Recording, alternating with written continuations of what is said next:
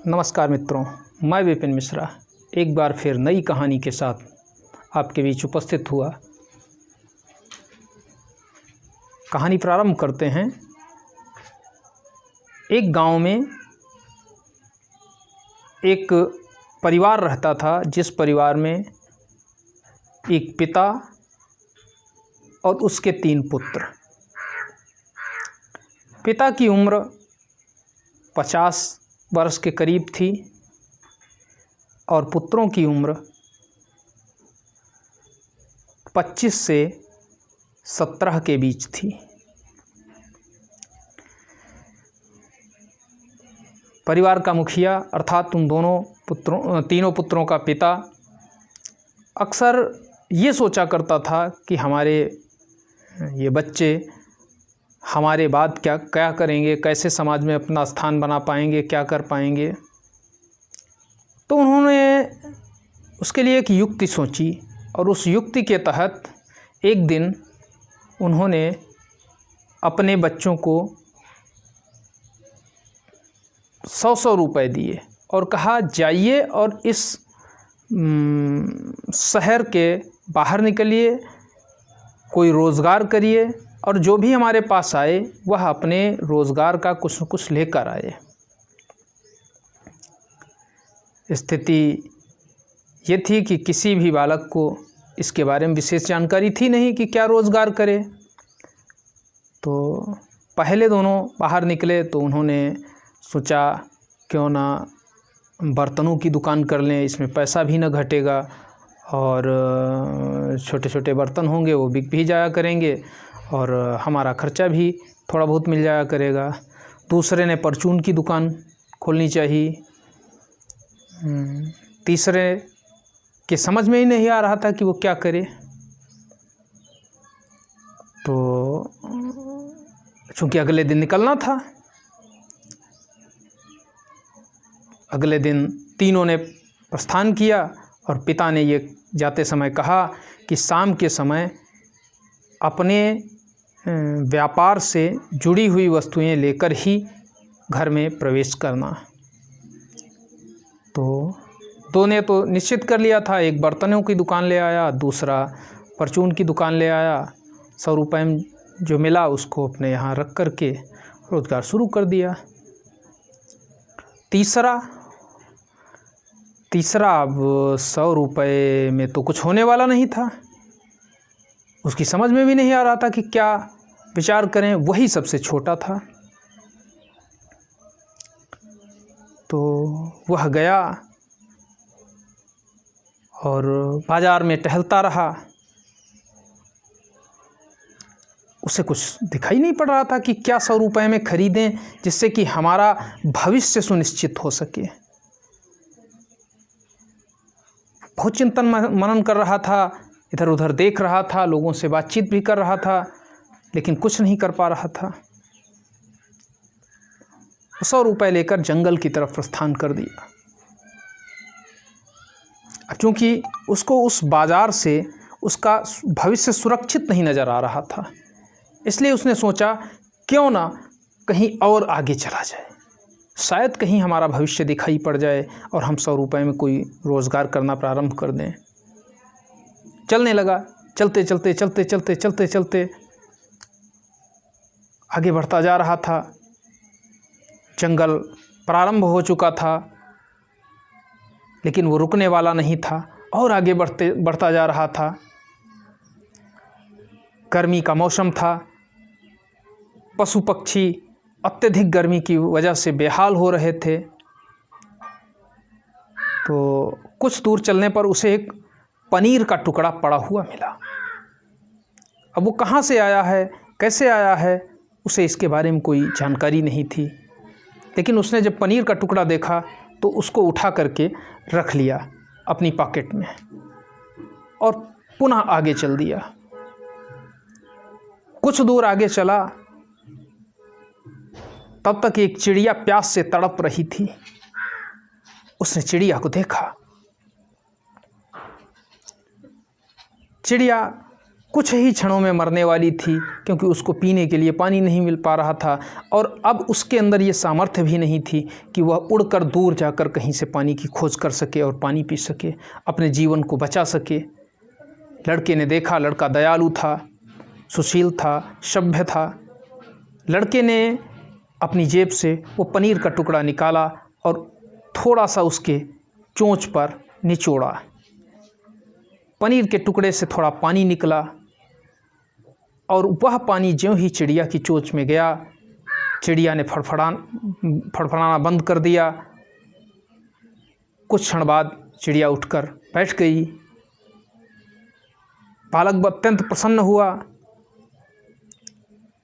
उसने सोचा कि चलो खैर, मैंने कुछ भी नहीं किया, लेकिन कम से कम एक चिड़िया की जान तो बचाई है।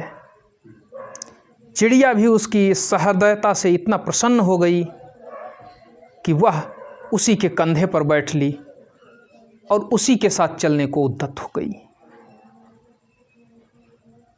जब बालक ने देखा कि चिड़िया भी मेरे साथ है, तो उसने सोचा अब तो एक से भले दो हो गए हैं, और आगे चलें, शायद और ढेर सारे लोग हमें मिलें और हमारी यात्रा, हमारा मिशन सफल हो। और आगे बढ़ने लगा। धीरे धीरे बियावान जंगल पड़ने लगा। बड़ी मुश्किल से राह तलाश मिल रही थी। तभी आवाज़ आई, रुक जा। बालक ने जब देखा तो उसे दिखाई दिया कि एक राक्षस खड़ा है, एक दैत्य, वह भी इतना बड़ा कि उस बालक जैसे, इसकी उम्र 17 वर्ष थी, उसके जैसे हजारों बालक उसके अंदर निकल सकते हैं। इतनी विशाल काया थी उसकी। उसने कहा, मैं तुम्हें खा जाऊंगा। बालक डर गया, लेकिन अब करता भी तो क्या करता। वापस भागने की स्थिति नहीं थी, क्योंकि वह तो उस दैत्य का आहार बन ही चुका था। तो उसने सोचा कि जब मृत्यु सामने है, हम सुनिश्चित कर चुके हैं कि मृत्यु हमारे सामने है, तो क्यों ना एक बार मृत्यु से टकरा कर देखा जाए। तो उसने कहा, आप कैसे हमें खाएंगे, हम खुद तुम्हें खा जाएंगे। तो वो हंसने लगा, अट्ठहास करने लगा, हा हा हा हा, ये बालक हमको खाएगा। तो उन्होंने कहा, शर्त रख लीजिए, यदि शर्त में आप जीत जाएं तो आप मुझे खा लेना, और शर्त में यदि हार जाएंगे तो मैं आपको खा जाऊंगा। अब राक्षस के दिमाग पर कुछ बल पड़े।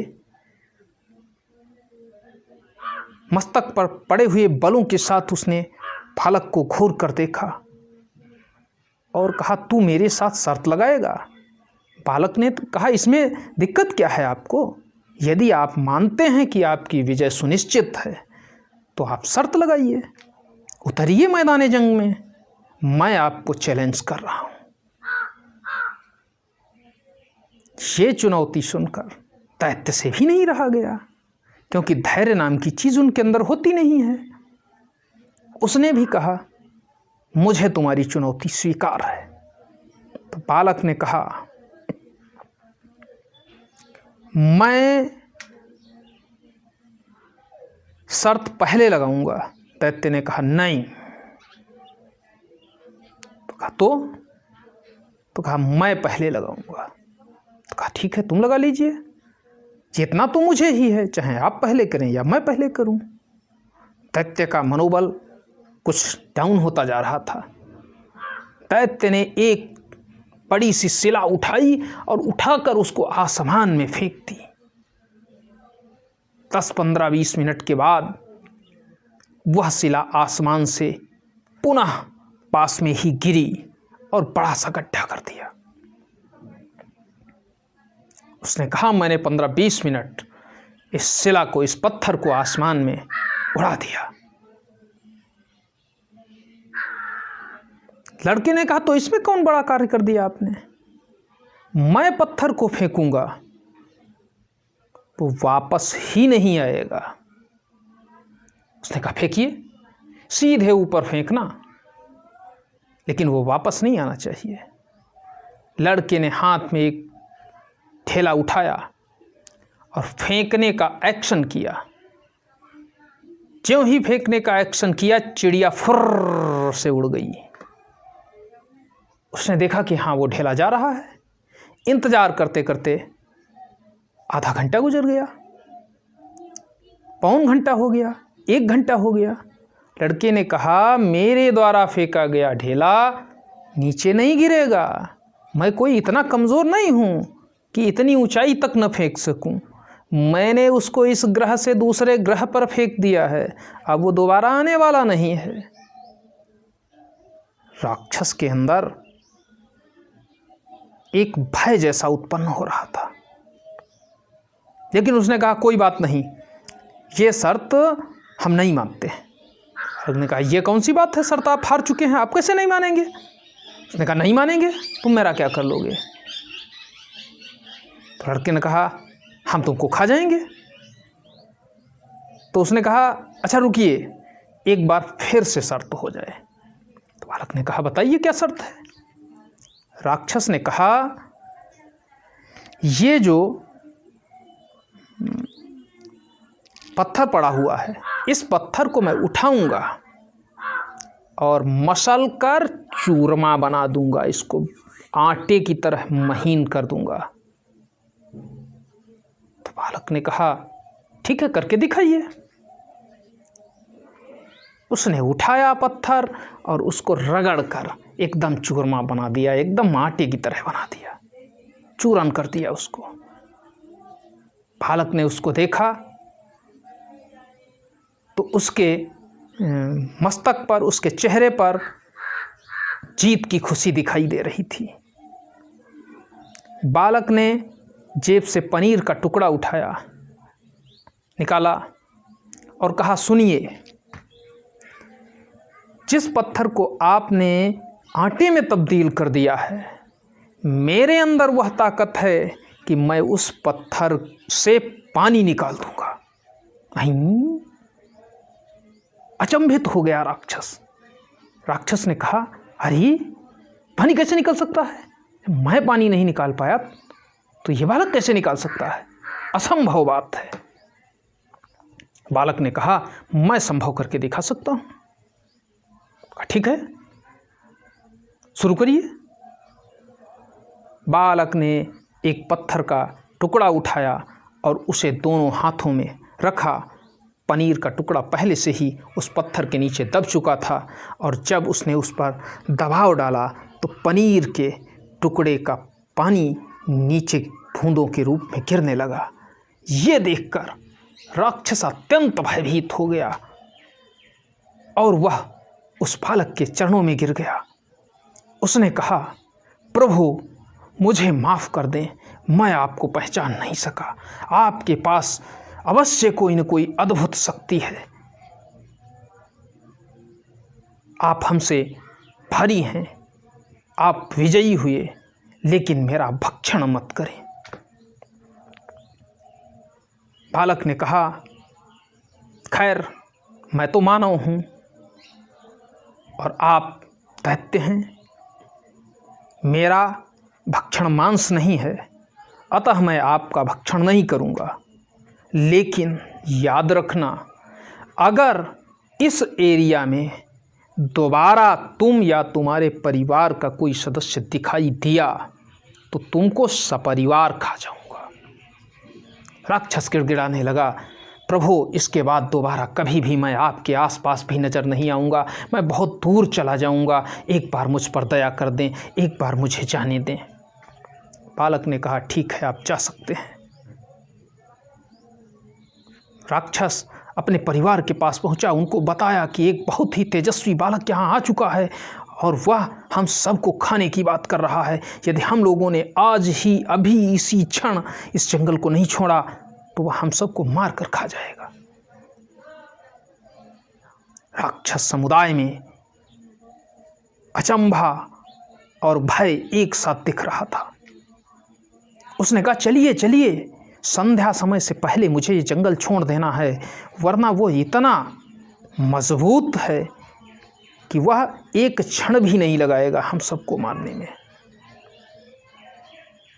सभी को विश्वास तो नहीं हो रहा था, लेकिन सबने कहा अगर इसने देखा है, इसके साथ ये घटना घटी है, तो इसका मतलब ये निश्चित है कि वह ताकतवर होगा। इससे बेहतर यही है कि हमें इस जंगल को छोड़कर दूसरे राज्य में प्रवेश कर जाना चाहिए। सारे राक्षस जो दो थे, दोनों ने, सारे राक्षसों ने उसको छोड़ दिया, लेकिन 2 राक्षस पास वाले ही राज्य में जाकर रहने लगे। जब वो पास वाले राज्य में ही जाकर रहने लगे तो वहाँ जब रहे तो अक्सर मांसाहार करते थे, मानवों को भी खाने लगे। अब लगातार वो मानवों को खा रहे थे, बड़ी समस्या हो रही थी। राजा के पास बार बार शिकायत जा रही थी। राजा अपनी सैन्य शक्ति भेजते थे, मंत्री को भेजते थे, कोई भी उनको पराजित नहीं कर पाता था। सारे सैनिक मारे जाते थे और जो लड़ने जाता था वो उसमें से कोई वापस आता नहीं था। राजा को बड़ी चिंता हुई। राजा ने घोषणा करवाई कि जो भी व्यक्ति, इस धरती का कोई भी व्यक्ति जो इन दोनों राक्षसों को हमारे पास लाएगा या इनको मार देगा, मैं उसको अपना आधा राज्य दे दूंगा, साथ ही साथ अपनी राजकुमारी के साथ उसकी शादी करूंगा। एक ही राजकुमारी हमारे पास है, एक ही पुत्री है, मैं उसके साथ उसका विवाह कर दूंगा। खबर तेजी के साथ फैलने लगी। दूर दूर से राजागण आने लगे, राक्षसों को मारना है। जो भी वहाँ जाता था उसको वापस तो आना ही नहीं था, क्योंकि वो आहार बन जाता था। ऐसी स्थिति में उन राक्षसों को कहीं जाना भी नहीं पड़ता था। आहार प्रतिदिन उनके पास आता था और वो आहार को खा करके गहरी निद्रा में पड़े रहते थे। जब पुनः कोई आता था तो उसको मारकर खा जाते थे। धीरे धीरे ये बात उस बालक के पास भी पहुंची, जिस बालक ने उस जंगल से उनको भगाया था। बालक ने सोचा ऐसा मौका तो जीवन में कभी कभी ही आता है, क्यों ना इस अवसर का लाभ उठाया जाए। चिड़िया से पूछा क्या किया जाए। चिड़िया ने कहा चलिए। दोनों तैयार हो गए, चिड़िया और वो बालक। राजा की राजसभा में पहुंचे और कहा कि मैं दोनों राक्षसों को मैं मारूंगा, मैं उनका वध करूंगा। संपूर्ण सभा हंसने लगी, राजा भी हंसने लगे। हमारे इतने सूरवीर मंत्री, सेनापति, सेना नायक, अभूतपूर्व बल के धनी हमारे सैनिक मारे जा चुके हैं, और ये बालक कह रहा है कि मैं उनको मारूंगा। तो उसने कहा नहीं, मैं मारूंगा, निःसंदेह मारूंगा, बस आप हमें जो मैं मांगूं वह उपलब्ध करा देना। तो राजा ने कहा नहीं नहीं, मैं आपको नहीं भेज सकता। उसने कहा नहीं, मैं जो कह रहा हूं उस पर संदेह मत करिए, मैं जो कह रहा हूं वही पूर्ण सत्य है, मैं ही मार सकता हूं। दूसरा व्यक्ति आपके संपूर्ण राज्य में कोई नहीं है जो उसको मार सके। अंततोगत्वा राजा को उसकी बात माननी पड़ी और राजा ने कहा बताइए, अच्छा जो आपको आवश्यकता हो आप हमारे साम्राज्य से ले लीजिए। तो उसने कहा एक मुझे घोड़ा चाहिए और एक तलवार चाहिए। तो राजा ने कहा ठीक है, ये सारी शस्त्रागार में तलवारें लगी हैं, कोई एक तलवार निकाल लीजिए। उसने देखा, एक अच्छी सी तलवार निकाली। फिर वह घुड़साल में गया। घुड़साल में कई ढेर सारे घोड़े बंधे हुए थे। उसने देखा तो उसमें एक लंगड़ा घोड़ा था, अर्थात जो एक पैर उठाए हुए था, 3 पैरों पर ही खड़ा था। बालक ने उसको देखा और कहा यही लंगड़ा वाला घोड़ा मुझे दे दीजिए। राजा को पता था कि वो राशि घोड़ा है और वो बहुत समय से हमारे पास रह रहा है। तो राजा ने कहा चलो यही दे दो, कम से कम लाश ही आ जाएगी। राजा ने वो घोड़ा दे दिया। चिड़िया के साथ वो बालक उन राक्षसों की तरफ चल दिया जहाँ पर वो विश्राम करते थे, जहाँ पर उनका बसेरा था। इधर हमारे राजा साहब सभा में कहने लगे, अरे इससे होने वाला कुछ नहीं है। लेकिन उनका मन था, हमने सोचा ये भी उसका नाश्ता बन जाए। जब इतनी जिद कर रहे हैं, पूरी सभा ठहाका लगाने लगी। तभी एक अन्य देश के राजकुमार आए और उनके साथ एक मंत्री जी तैयार हुए राजा के दरबार से और कहा हम मारेंगे। तो उन राजकुमार और मंत्री के साथ उन्होंने भी परमिशन ली राजा से और उसको मारने के लिए चल दिए। बालक और वह चिड़िया पहले ही वहाँ पहुँच चुके थे, तो उन्होंने बाहर रुकना बेहतर समझा कि पहले बाहर रुकें, स्थिति जाने, उसके बाद तो उन्होंने चिड़िया को भेजा और कहा जा कर के देख कर आइए क्या स्थिति है वहाँ की। चिड़िया गई। चिड़िया ने देखा दोनों राक्षस सो रहे हैं। तो चिड़िया ने आकर बताया कि वो दोनों सो रहे हैं। चिड़िया और उस बालक में योजना बनी, उसने घोड़ा छोड़ दिया, कहा घोड़ा जाए। अब घोड़ा वापस राज दरबार में आया तो राजा समझ गए कि उनकी मृत्यु हो चुकी है, घोड़ा भाग कर आ गया है। चिड़िया ने कहा कुछ ढेले उठा लीजिए। तो बालक ने 10-12 कंकड़ उठाकर अपनी पॉकेट में रख लिए। चिड़िया ने कहा एकदम आहिस्ता आहिस्ता आना और जिस पेड़ के नीचे वो दोनों विश्राम कर रहे हैं उसी पेड़ पर हम लोगों दोनों को चढ़ना है। बालक धीरे धीरे दबे हुए पैरों के साथ उस पेड़ पर चढ़ गया। ऊपर जाकर घनी पत्तियों के बीच वो बैठा। वो दोनों आराम से सो रहे थे। वो तो जानते थे कि कुछ क्षण बाद नाश्ता आ ही जाएगा, खाएंगे पिएंगे फिर सोना है। बालक ने ये समझ लिया कि जब वो इतने लोगों का नरसंहार कर रहे हैं तो जब तक हम कोई युक्ति नहीं निकालेंगे उनको कैसे मार सकते हैं। तो बालक ने उनकी तरफ देखा। चिड़िया ने कहा इस वाले के सर पर एक कंकड़ मारो। बालक ने दूसरे वाले के सर पर एक कंकड़ मार दिया। कंकड़ जब लगा तो वो उठा, उसने इधर उधर देखा, कोई दिखाई नहीं दिया। 2-3 तमाचे पहले वाले लगा दिए। पहला वाला भी अचंभित था कि इसने 2-4 तमाचे क्यों लगाए। फिर खैर उनमें सहमति बनी, सो जाओ, मैंने मारा नहीं। मारा कैसे नहीं तुमने, दूसरा कौन है यहाँ। फिर दोनों सोने लगे। चिड़िया ने कहा अब पहले वाले की कंकड़ मारो। पहले वाले कंकड़ मारा गया। पहले वाले की जब कंकड़ लगा, पहला वाला उठा, कहा हमने तुम्हारे मारा भी नहीं था, उसके बाद भी तुमने हमको मारा। अभी तो समझौता हुआ था, तुमने फिर मार कैसे दिया। दोनों में द्वंद्व युद्ध प्रारंभ हो गया। एक दूसरे पकड़म पकड़ी अब वो इतना लड़े, पटकम पटकी सब कुछ हुई। धीरे धीरे धीरे धीरे लड़ते लड़ते दोनों ढेर हो गए। मर जब तक नहीं गए दोनों, तब तक एक दूसरे से लड़ते रहे। जब वो मर गए, चिड़िया उनके आसपास गई। उनकी नाक से निकलने वाली सांस को उसने जब महसूस किया कि सांस नहीं चल रही है दोनों की, तो उसने जा कर के उस बालक को बताया और कहा उतरिए नीचे। अब वो दोनों मर चुके हैं। अब चलिए राजा साहब के पास और उनसे कहिए कि वो दोनों बालक मर चुके हैं। तो राजा साहब के पास चलने से पहले लड़के ने कहा ऐसा न किया जाए, इन दोनों के नाक कान काट लिए जाए। चिड़िया ने कहा अति उत्तम विचार है, इनके दोनों के नाक कान काट लो। ठीक है भाई, नाक कान उन दोनों के उसने काट लिए। काटने के बाद चल दिया। उनके नाक कान कटने के कुछ ही क्षण बाद वह मंत्री और वह राजकुमार जो इनसे बाद में आया था वह पहुंचता है।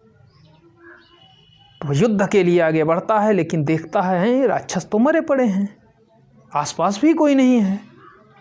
वो कहता इससे बढ़िया और क्या है। अब राजा को बताएं हम लोगों ने मारा है। मंत्री बहुत ही उतावला। इतने में मंत्री ने उस राजकुमार का सर काट दिया पीछे से।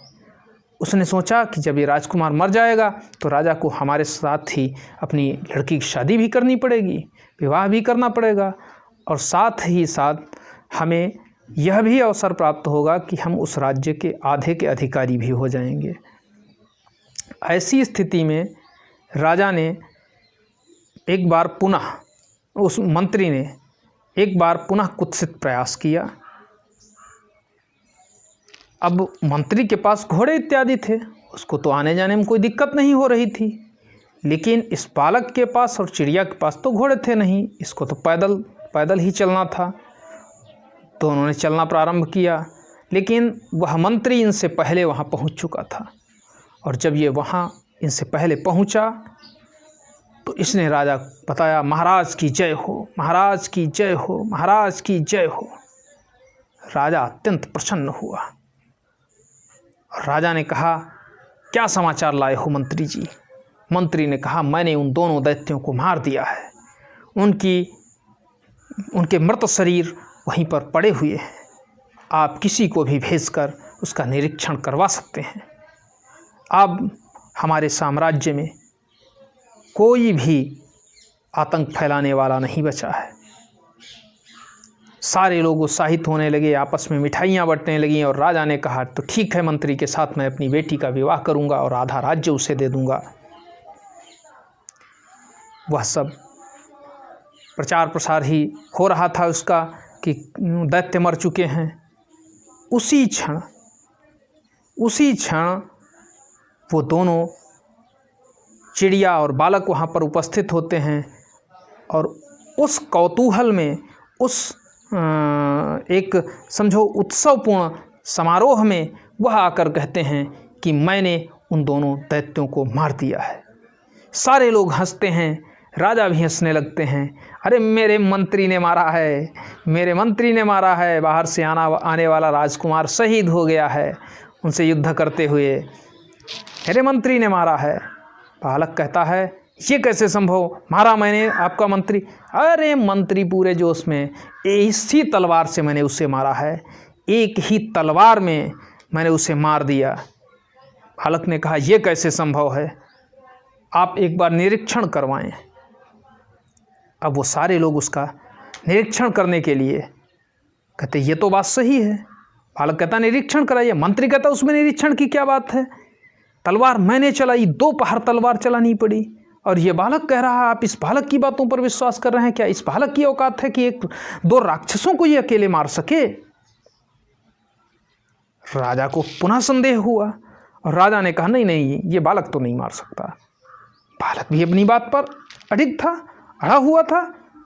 उसने कहा, आप निरीक्षण करिए, यदि तलवार लगी हो तो मैं मानूंगा कि इन्होंने मारा है। खैर, सभा के कुछ ऐसे भी सदस्य थे जिन्होंने कहा कि एक बार निरीक्षण कर लेने में महाराज क्या जाता है, हमारा निर्णय कहीं गलत ना हो जाए, इसलिए एक बार निरीक्षण कर लिया जाए। राजा और वो पूरी सभा वहाँ से उठ करके राक्षस जहाँ मरे हुए पड़े थे वहाँ पहुँचे, और उन्होंने देखा तो केवल नाक कान ही कटे थे राक्षसों के, और कहीं तलवार का निशान नहीं था। राजा ने कहा, तलवार का तो निशान नहीं है। तो उन्होंने कहा, यही निशान है, इनके नाक कान कट गए हमारी तलवार से, इनकी जान इनकी नाक कान में ही थी और ये मर गए। बालक ने कहा, तो वो नाक कान कहाँ हैं? जो नाक कान आपकी तलवार से कटे हैं वो कहाँ हैं? मंत्री ने कहा, अरे 2 पहर लगातार तलवार चली है, उस तलवार में तलवार लगने से कहीं दूर दूर गिरे होंगे जा कर के, कितनी मेहनत की है हमने, तब इनको छत पे छत करके मृत्यु की गोद में सुला पाए हैं। राजा ने कहा, अच्छा बालक तुम बताओ, तुम्हारे पास क्या प्रमाण है कि तुमने इनकी हत्या की? तो बालक ने कहा, इनके ये नाक और कान दोनों ही मेरे पास हैं। उसने जेब में बंधी उस पोटली को निकाला और राजा के सामने रखा और कहा, ये इसके नाक कान हैं। राजा ने कहा, नाक कान तुम्हारे पास हैं, इसका मतलब तुमने? मंत्री को तुरंत सजाए मौत की सज़ा दी गई कि इसने झूठ बोला है, ये बेईमान है। कुछ सैनिक मंत्री को पकड़कर ले गए और उसको फांसी पर लटका दिया। इधर राजा ने उससे पूछा, अगर अकेले आपने इन दोनों राक्षसों को मारा तो कैसे मारा है? तब उन्होंने अपनी युक्ति के बारे में बताया कि किस तरह से मैंने पेड़ पर चढ़कर ढेला मार करके इनको आपस में ही लड़ने पर मजबूर कर दिया। मैंने भी नहीं मारा, ये दोनों आपस में ही लड़कर मर गए। राजा को उसकी इस चालाकी, इस चतुरता पर बड़ी प्रसन्नता हुई और उसने कहा, वास्तव में बालक, तुम मेरी पुत्री से विवाह करने योग्य हो और असली मायने में तुम ही हमारे इस संपूर्ण साम्राज्य के अगले वारिस हो, क्योंकि मैं अपने साम्राज्य की बागडोर उसी के हाथ में सौंपना चाहता था जिसके अंदर चतुरता हो, चपलता हो, धैर्य हो, आत्मबल हो और मानवता की रक्षा करने वाला हो। मुझे आप पर गर्व है। चलिए राज्य की तरफ चलें। आवास पर पहुंचकर मैं आपके विवाह का प्रबंधन करता हूं। राजा अपने आवास पर आया और उसने विवाह का प्रबंध किया। विवाह संपन्न हुआ। राजा वहीं पर उस अपने दामाद और पुत्री के साथ निवास करने लगा। एक दिन उस बालक को पुनः याद आई कि अरे, मेरे पिताजी ने मुझे भेजा था और मैं तो पहुँचा ही नहीं। तो उसने राजा से आज्ञा ली कि राजन, मैं अपने पिताजी से भेंट करना चाहता हूँ, बहुत समय हो गया है, मैं उनसे मिला नहीं हूँ। राजा ने कहा, सहर्ष चाहिए। राजा ने उसके पिता से भेंट के लिए ढेर सारी असरफियाँ, हीरे जवाहरात इत्यादि ऊँटों पर लदवाए और उसे उसके घर जाने के लिए विदा किया। राजा की पुत्री भी अपने पति के साथ अपनी ससुराल जाना चाहती थी, तो उसे भी भेजा गया। कुछ क्षण चलने के बाद कुछ ये समझ लीजिए ज़्यादा से ज़्यादा 2, 4, 5, 6, 7 घंटे में, चूँकि आज उनके पास अश्वारोही थे, सारी व्यवस्थाएं थी, पालकियां थीं, वो लोग पहुँचे।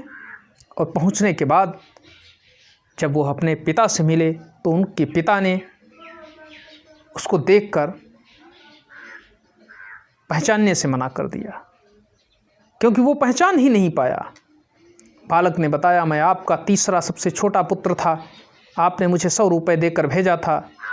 पिताजी, मैं कोई रोज़गार नहीं कर सका, लेकिन आज मैं राजा हूँ और ये आपकी पुत्रवधू है। हमारे पास पूरा साम्राज्य है। आप भी चलें और हमारे ये भाई भी चलें जो परचून की दुकान लगा रहे हैं और बर्तनों की दुकान कर रहे हैं। चलें हमारे साम्राज्य में, आपके रहने का मैं प्रबंध करता हूँ, आप एक अच्छा जीवन जिएं। गांव के सारे लोग प्रसन्न थे। परिवार की तो बात ही क्या थी, सारे लोग प्रसन्न थे कि अरे, हमारा छुटको राजा हो गया।